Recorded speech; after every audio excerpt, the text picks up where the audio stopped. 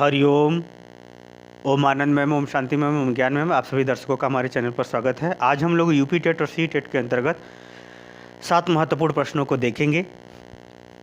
मेरा सभी दर्शकों से यही अनुरोध है कि सभी प्रश्नों को उसमें आने वाले शब्दों को, उसमें विकल्पों को समझते हुए हल कीजिए, क्योंकि जब तक आप इन सभी तीनों प्रक्रियाओं के यानी प्रश्न का नेचर, विकल्प का नेचर, तब तक आप सही ढंग से उसको पकड़ नहीं पाएंगे, सही उत्तर को आप सही ढंग से नहीं पकड़ पाएंगे। इसलिए शब्द को, प्रश्न के नेचर को और विकल्प के नेचर को समझते हुए सही उत्तर खोजिए। इसके लिए अभ्यास और बीएड का सिलेबस की पढ़ाई आवश्यक है। चलते हैं। प्रश्न पहला है, व्यक्तिगत रूप से विद्यार्थी भिन्न होते हैं। यहाँ बताया गया है व्यक्तिगत रूप से विद्यार्थी भिन्न होते हैं। किस रूप में भिन्न होते हैं?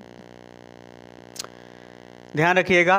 विकास की दर, सब लोग विकास करते हैं, लेकिन सबको विकास की दर क्या होती है? भिन्न भिन्न होती है। एक तो ये विकल्प अच्छा लग रहा है। दूसरा विकल्प देखते हैं, विकास का क्रम। विकास के क्रम से लोग भिन्न नहीं होते। क्यों? क्योंकि जैसे शैशवावस्था, बाल्यावस्था, किशोरावस्था, प्रौढ़ावस्था और वृद्धावस्था, इसी तरह से विकास का भी क्रम होता है। ये सीखोगे तब उसके बाद वो सीखना होगा, उसके बाद वो सीखना होगा, यानी विकास के क्रम में समानता पाई जाती है। ग वाले को देखते हैं, विकास की क्षमता। जैसे अगर विकास की क्षमता अगर कहा जाए तो क्षमता का यहाँ सीधा सीधा जैसे किस दौड़ते तो सभी लोग हैं, लेकिन पढ़ते भी सभी लोग हैं। सबको पढ़ने की, दौड़ने की क्षमता क्या होती है? भिन्न भिन्न होती है। योग्यता भी क्या होती है? भिन्न भिन्न होती है। एक तो ये बात समझ में आया। दूसरा अगर हम बात समझें तो विकास की अगर क्षमता देखा जाए तो बाल्यावस्था में क्षमता कुछ और होती है, किशोरावस्था में कुछ और होती है, युवावस्था में कुछ और होती है। यानी अवस्था के अनुसार अगर क्षमता देखा जाए तो क्षमता में समानता पाई जाती है। सब लोग शैशवावस्था में तेज़ी से विकास करते हैं, बाल्यावस्था में भी तेज़ी से विकास होता है, किशोरावस्था में भी विकास होता है। यानी अवस्था के हिसाब से अगर देखा जाए तो विकास की क्षमता में क्या होती है? समानता पाई जाती है। विकास के क्रम में भी समानता पाई जाती है। यहाँ अगर देखा जाए वृद्धि और विकास की क्षमता, घ वाला ऑप्शन वृद्धि और विकास, सामान्यतः विद्यार्थी क्या होते हैं? घ वाले ऑप्शन को ट्रिक करेंगे।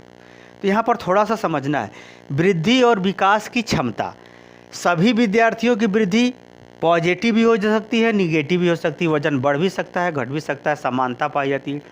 विकास की क्षमता जो यहाँ मैंने बताया, हर अवस्था की विकास की जो क्षमता होती है सभी बालकों में समान पाई जाती है। इसलिए घ वाला भी ऑप्शन नहीं होगा, ध्यान रखिएगा। घ वाला भी नहीं होगा, ग वाला भी नहीं होगा, क्योंकि विकास की क्षमता हर अवस्था में सब में समान पाई जाती है। भिन्न पूछा है।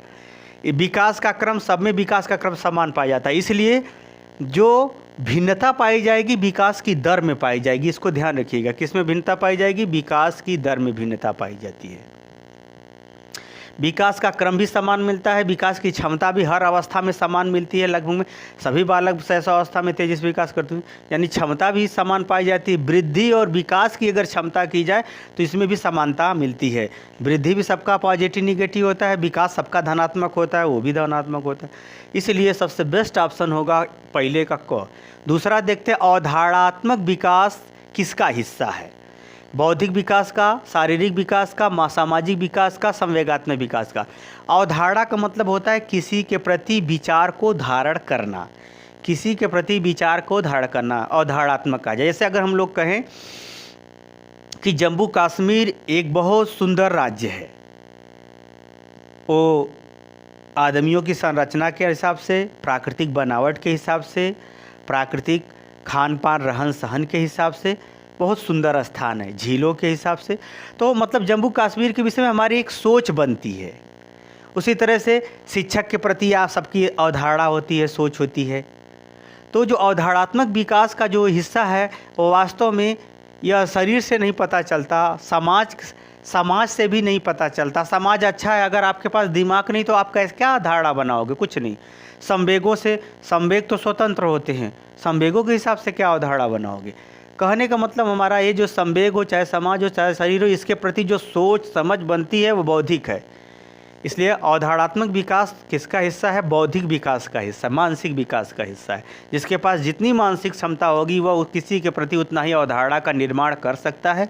ये अलग बात है कि वह अवधारणा सही है या अवधारणा गलत है, अलग बात है। तो ये हो जाएगा दूसरे का क सही है।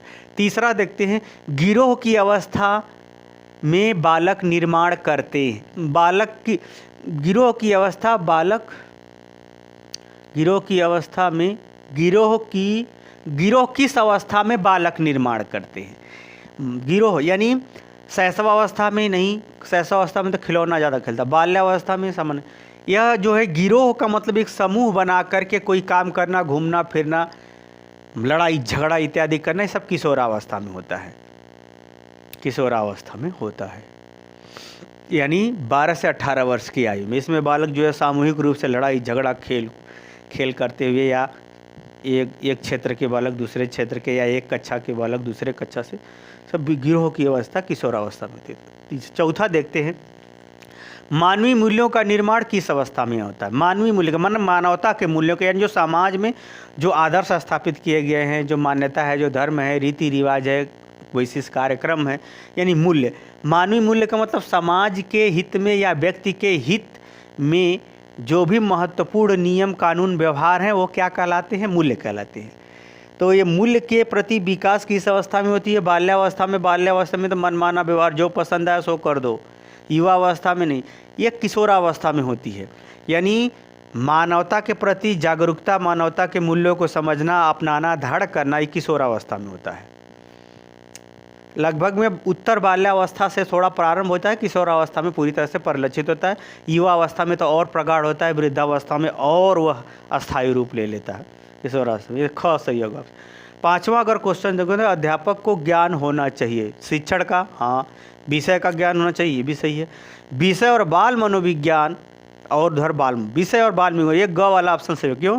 कि उसे विषय भी जानना चाहिए और बालकों के व्यवहार, क्रियाकलाप, वृद्धि, विकास इत्यादि सभी पहलुओं से अगर परिचित होगा तब अध्यापक जो है विषय का ज्ञान या व्यवहार में परिवर्तन अच्छे ढंग से ला सकेगा। इसलिए इसका ग वाला ऑप्शन सही है। छठा देखते हैं, विकास में वृद्धि का तात्पर्य। विकास में वृद्धि का तात्पर्य, इसको ध्यान रखिएगा, विकास में वृद्धि का तात्पर्य पूछ रहा है।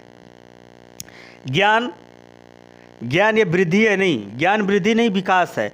क्योंकि ज्ञान का मापन संभव नहीं है, एग्जैक्ट मापन संभव नहीं है, कि अप्रत्यक्ष रूप से है, परिमाणात्मक नहीं है, ये गुणात्मक चीज़ है, ये विकास का है। तो ये तो विकास की बात बता दिया। संवेग में वृद्धि, संवेग में वृद्धि इसका भी कोई मेजरमेंट नहीं है, इसका भी गुणात्मक पहलू है, ये भी विकास का ही है।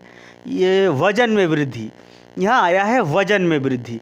वजन में वृद्धि सिर्फ वृद्धि एक से संबंधित है, यानी वजन को तो हम माप सकते हैं, लेकिन वजन के हिसाब से विकास होगा कि नहीं होगा ऐसा कुछ निर्धारण नहीं किया जा सकता है। इसलिए ये वाला सत्य के करीब है लेकिन सही नहीं होगा। विकास में पूछा, विकास में वृद्धि की बात पूछ रहा है, तो हाँ देखिए इसमें देखिए ध्यान से, घ वाले ऑप्शन में देखिए आकार यानी गुणात्मक, मात्रात्मक पहलू सोच, गुणात्मक पहलू समझ, गुणात्मक पहलू कौशल, मात्रात्मक पहलू। यानी वृद्धि में विकास का तात्पर्य जो है मात्रात्मक भी पहलू या गुणात्मक भी पहलू, ये वाला ऑप्शन, घ वाला ऑप्शन ज़्यादा बेस्ट होगा, यही वाला सही होगा घ का। यानी मात्रात्मक से गुणात्मक पहलुओं को वृद्धि के अंतर्गत विकास में शामिल किया जाता है। ठीक है, ये वाला ऑप्शन। सातवां देखते हैं, शर्म और गर्व की अवस्था, यानी बालक को शर्म आ जाए और उसमें उसको घमंड की अवस्था कहा जाए, गर्व की अवस्था कहा जाए। तो शैशवावस्था नहीं, शैशवावस्था में बालक को ऐसा कुछ नहीं होता। किशोरावस्था, किशोरावस्था में संघर्ष की स्थिति होती है, क्योंकि बाल्यावस्था में जो कुछ धारण किया रहता है जब वो गलत पाता है तो वह उसमें जो है उसको असंतोष, संघर्ष, चिढ़ना इत्यादि प्रवृत्तियां पाई जाती है। इसलिए किशोरावस्था संघर्ष और तूफान की अवस्था। शर्म और गर्व की अवस्था बाल्यावस्था होगी। बाल्यावस्था में अगर कोई काम गलत सिद्ध हो जाता है तो लड़का शर्माना भी शुरू करता है। यदि वह सही बार बार क्रिया कर रहा है तो जब उसे प्रशंसा और आदर और प्रेम पाता है तो उस समय उसको ओवर कॉन्फिडेंस की भी स्थिति उत्पन्न होती है। इसलिए शर्म और गर्व की अवस्था कौन सी होगी? बाल्यावस्था होगी। प्रौढ़ावस्था की तो बात नहीं, यहाँ तो सबका एकदम से शांत स्वभाव हो जाता है। हाँ, इसमें क ख ग में ख वाला ऑप्शन ज़्यादा बेस्ट होगा। बाल्यावस्था, शर्म और गर्व की अवस्था। मुझे उम्मीद है कि आप मेरे द्वारा समझाया हुआ यह सभी प्रश्न आपको समझ में आ गया होगा। आप 2-4 बार इसे सुन लीजिए, याद कर लीजिए, लिख लीजिए।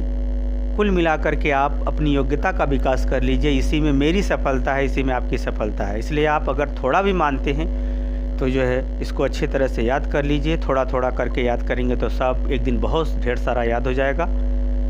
अतः मेरे चैनल को लाइक कीजिए, शेयर कीजिए, सब्सक्राइब कीजिए। आज के लिए इतना ही। हरिओम।